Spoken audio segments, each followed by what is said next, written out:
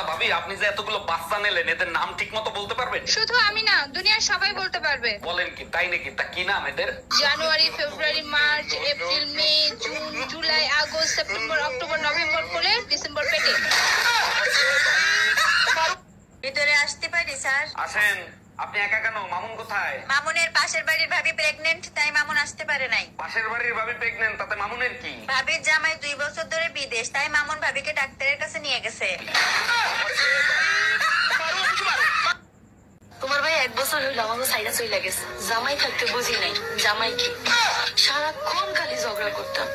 এখন বুঝি তারে যদি আরেকবার পাইতাম আর জীবনেও কোনোদিন ঝগড়া করতাম না।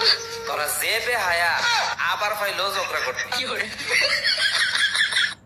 তোমার কাছে একটা জিনিস চাবো, দিবা? অবশ্যই দেবো, বলো কি চাও তুমি? আমার ফোনটা না নষ্ট হয়ে গেছে, আমাকে একটা ফোন কিনে দিবা? শুধু একটা ফোন? বলো কি ফোন এনে দেবো? ওই যে আপেল খাওয়া ফোনটা আছে না, ওইটা দিলেই হবে। তুমি কি করে ভাবলা অন্যের খাওয়া জিনিস তোমাকে এনে দেবো?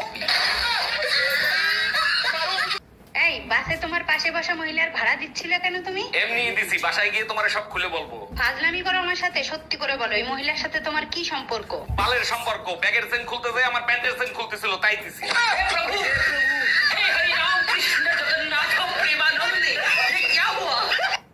অরুণ ভাই, এক রাত আমার বাসায় একটু থাকবেন, খুব উপকার হইতো। বলেন কি ভাবি, অবশ্যই থাকবো। আপনি শুধু বলেন কখন আসবো। আপনি যখন খুশি তখন আসেন, কোনো সমস্যা নাই। আচ্ছা ঠিক আছে, আমি রাত 10টার সময় চলে আসবো। একটু তাড়াতাড়ি আসেন, ঘরের চাবি ভাবির কাছে রেখে যাবো।